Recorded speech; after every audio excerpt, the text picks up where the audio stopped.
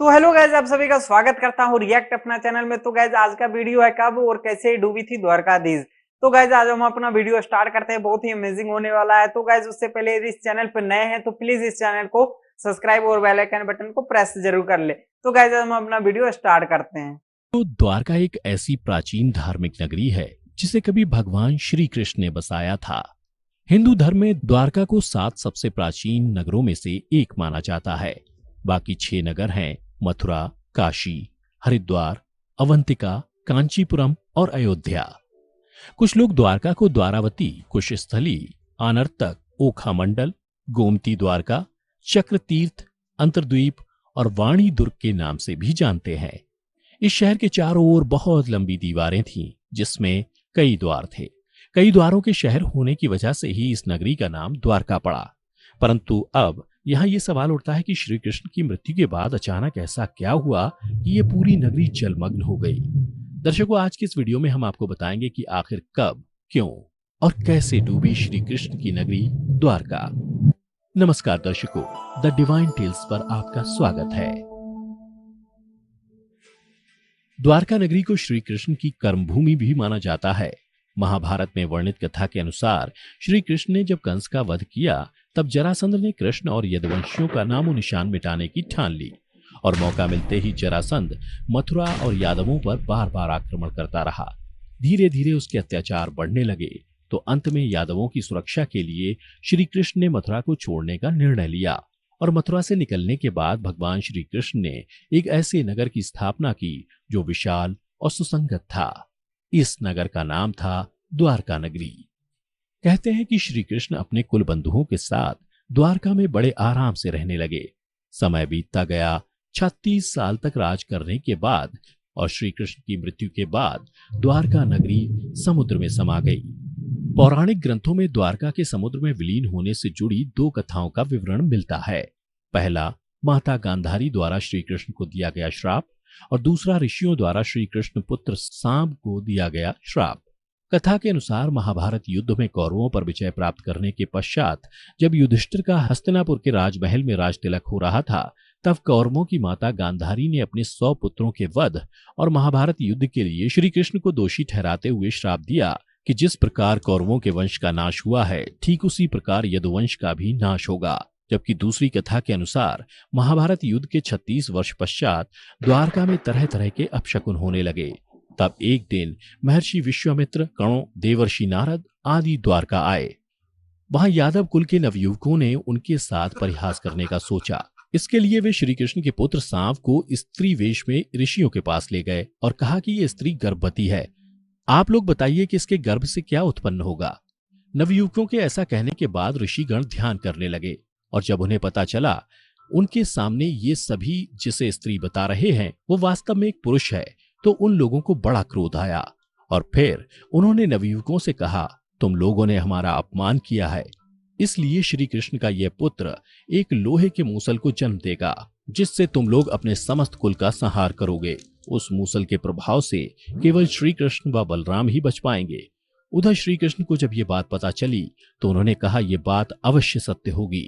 मुनियों के श्राप के प्रभाव से दूसरे ही दिन सांब ने मूसल को जन्म दिया। जब ये बात राजा उग्रसेन को पता चली तो उन्होंने उस मूसल को चुराकर समुद्र में फेंकवा दिया। इसके बाद राजा उग्रसेन व श्री कृष्ण ने नगर में घोषणा करवा दी कि आज से कोई भी वृष्णि व अंधकवंशी अपने घर में मदिरा तैयार नहीं करेगा और यदि ऐसा करता कोई भी व्यक्ति पकड़ा जाएगा तो उसे मृत्यु दंड दिया जाएगा। घोषणा सुनकर द्वारकावासियों ने मदिरा नहीं बनाने का निश्चय किया, परंतु फिर भी इसके बाद द्वारका में भयंकर अपशकुन होने लगे। प्रतिदिन आंधी चलने लगी, चूहे इतने बढ़ गए कि मार्गों पर मनुष्यों से ज्यादा चूहे दिखाई देने लगे। उस समय यदुवंशियों को पाप करते शर्म नहीं आती थी। उधर नगर में होते इन अपशकुनों को देख भगवान श्री कृष्ण समझ गए कि कौरवों की माता गांधारी का श्राप सत्य होने का समय आ गया है। उन्होंने देखा कि इस समय वैसा ही योग बन रहा है जैसा महाभारत के युद्ध के समय बना था। फिर श्री कृष्ण ने यदुवंशियों को तीर्थ यात्रा करने की आज्ञा दी। श्री कृष्ण की आज्ञा से सभी राजवंशी समुद्र के तट पर प्रभास तीर्थ आकर निवास करने लगे। प्रभास तीर्थ में रहते हुए एक दिन सात्यकी ने आवेश में आकर कृतवर्मा का उपहास उड़ाया और अनादर कर दिया। कृतवर्मा ने भी कुछ ऐसे शब्द कहे कि सात्यकी को क्रोध आ गया और उसने कृतवर्मा का वध कर दिया। यह देख अंधक वंशियों ने सात्यकी को घेर लिया और हमला कर दिया। सात्यकी को अकेला देख श्री कृष्ण के पुत्र प्रद्युम्न उसे बचाने दौड़े और सात्यकी और प्रद्युम्न अकेले ही अंधक वंशियों से भिड़ गए, परंतु संख्या में अधिक होने के कारण वे अंधक वंशियों को पराजित नहीं कर पाए और अंत में उनके हाथों मारे गए। अपने पुत्र और सात्यकी की मृत्यु से क्रोधित होकर श्री कृष्ण ने एक मुट्ठी एर का घास उखाड़ ली। हाथ में आते ही वह घास वज्र के समान भयंकर लोहे की मूसल बन गई। जो कोई भी वह घास उखाड़ता वह भयंकर मूसल में बदल जाती। उन मूसलों के एक ही प्रहार से प्राण निकल जाते थे। उस समय काल के प्रभाव से सभी वीर मूसलों से एक दूसरे का वध करने लगे। यदुवंशी भी आपस में लड़ते हुए मरने लगे। श्री कृष्ण के देखते ही देखते सांब, चारुदेशन, अनिरुद्ध और गध की मृत्यु हो गई। अंत में श्री कृष्ण ने अपने सारथी दारुक से कहा कि तुम हस्तिनापुर जाओ और अर्जुन को पूरी घटना बताकर द्वारका ले आओ। दारुक ने ऐसा ही किया। इसके बाद श्री कृष्ण बलराम को उसी स्थान पर रहने का कहकर द्वारका लौट आए। फिर श्री कृष्ण ने पूरी घटना अपने पिता वासुदेव जी को बता दी। यदुवंशियों के संहार की बात जानकर उन्हें भी बहुत दुख हुआ। श्री कृष्ण ने वासुदेव जी से कहा कि आप अर्जुन के आने तक स्त्रियों की रक्षा करें। इस समय बलराम जी वन में मेरी प्रतीक्षा कर रहे हैं, मैं उनसे मिलने जा रहा हूं। ये कहकर श्री कृष्ण बलराम से मिलने चल पड़े। वन में जाकर श्री कृष्ण ने देखा कि बलराम जी समाधि में लीन है। देखते ही देखते बलराम शेषनाग रूप में परिवर्तित हो गए और भगवान श्री कृष्ण से आज्ञा लेकर बैकुंठ धाम वापस लौट गए। उधर बलराम जी द्वारा देह त्यागने के बाद श्री कृष्ण वन में घूमने लगे। घूमते घूमते वे एक स्थान पर बैठ गए और गांधारी द्वारा दिए गए श्राप के बारे में विचार करने लगे। देह त्यागने की इच्छा से श्री कृष्ण ने अपनी इंद्रियों का संयमित किया और महायोग की अवस्था में पृथ्वी पर लेट गए। जिस समय भगवान श्री कृष्ण समाधि में लीन थे, उसी समय जरा नाम का एक शिकारी हिरणों का शिकार करने के उद्देश्य से वहां आ गया। उसने हिरण समझकर दूर से ही श्री कृष्ण पर वाण चला दिया। वाण चलाने के बाद जब वो अपना शिकार पकड़ने के लिए आगे बढ़ा तो योग में स्थित भगवान श्री कृष्ण को देखकर उसे अपनी भूल पर पश्चाताप हुआ। तब श्री कृष्ण ने उसे आश्वासन दिया और परम धाम चले गए।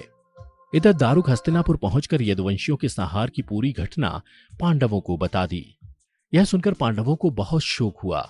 अर्जुन तुरंत ही अपने मामा वसुदेव से मिलने के लिए द्वारका चल दिए। अर्जुन जब द्वारका पहुंचे तो श्री कृष्ण की रानियां उन्हें देखकर रोने लगी। उन्हें रोता देख अर्जुन भी रोने लगे और श्री कृष्ण को याद करने लगे। इसके बाद अर्जुन वसुदेव जी से मिले। वसुदेव जी ने अर्जुन को श्री कृष्ण का संदेश सुनाते हुए कहा कि द्वारका शीघ्र ही समुद्र में डूबने वाली है, अतः तुम सभी नगरवासियों को अपने साथ ले जाओ। उसके बाद अर्जुन अपने साथ श्री कृष्ण के परिजनों तथा सभी नगरवासियों को लेकर इंद्रप्रस्थ की ओर चल दिए। उन सभी के जाते ही द्वारका नगरी समुद्र में डूब गई। यह दृश्य देखकर सभी को बड़ा आश्चर्य हुआ और 2005-2007 में भारतीय पुरातत्व सर्वेक्षण के निर्देशन में भारतीय नौसेना के गोताखोरों ने समुद्र में समाये द्वारका नगरी के अवशेषों को खोज निकाला, जो इस पौराणिक कथा की प्रामाणिकता को साबित कर चुका है। इस खोजी टीम को समुद्र में 560 मीटर लंबी द्वारका की दीवार भी मिली। इतना ही नहीं, उन्हें पौराणिक समय के कुछ बर्तन भी मिले जो 1528 ईसा पूर्व से 3000 ईसा पूर्व के हैं। खोजकर्ताओं की माने तो समुद्र की गहराई में मिली ये नगरी लगभग 9000 साल पुरानी है। तो दर्शकों, उम्मीद करता हूं कि आपको हमारी ये कथा पसंद आई होगी। अगर पसंद आई हो तो ज्यादा से ज्यादा लाइक और शेयर करें। साथ ही ऐसी ही पौराणिक कथा की जानकारी के लिए अभी हमारे YouTube चैनल को सब्सक्राइब करें। इसके अलावा अगर आप हमारी ये वीडियो फेसबुक पर देख रहे हैं तो हमारे पेज को भी लाइक करें। इस वीडियो में बस इतना ही। अब दीजिए हमें इजाजत। आपका बहुत बहुत शुक्रिया। तो गाइज बहुत ही बेस्ट वीडियो था। इसमें हम लोगों को पता चला कि ये जो भगवान कृष्ण थे, जरासंध से बचने के लिए द्वारका का निर्माण करवाए थे। जरासंध कौन थे? वो कंस के ससुर थे, जो मतलब यदुवंशी को खत्म करने के लिए बार बार मथुरा पर अटैक करने लगे। तो उसे बचाने के लिए भगवान कृष्ण ने समुद्र के पास में विश्वकर्मा जी से मतलब द्वारका का निर्माण करवाए थे गाइज। तो इसमें बहुत ही अमेजिंग फैक्ट पता चलता है। तो वो उसके बाद जो 36,000 वर्ष उन्होंने वहां पर राज किए गाइज। उसके बाद मतलब गंधारी और ऋषि मुनि के श्राप के कारण द्वारका का विनाश हो जाता है। तो उसके बाद का ये कोई ना कोई तो ऐसे भी कारण होना चाहिए भगवान कृष्ण को परम धाम विष्णु लोक जाने के लिए। ये बात रही गाइज वेदों की, बट 2005 और 2007 में कुछ गोताखोर टीम ने द्वारकाधीश को समुद्र के नीचे पाया रियलिटी में गाइज। बहुत ही अमेजिंग फैक्ट था गाइज। आप लोगों का क्या राय है हमें कमेंट सेक्शन में जरूर बताना गाइज। तो आज के लिए इतना ही, नमस्कार।